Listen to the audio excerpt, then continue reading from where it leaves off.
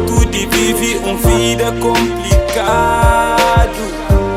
Minha filha tem fome, sem mestre de trabalho. Trabalho que é bom, caça para nenhum lado.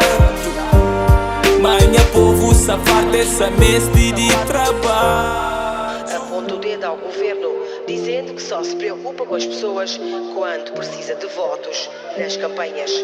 O governo pensa na nós, na jovem, para saber de outra maneira. É que só para chegar altura de campanha, para cortar de campanha, para buscar voto, para alugar. Jovem que tem trabalho, jovem que tem emprego, isso é meu único que está desanimado. Ele não conhece filho, ele tem muito de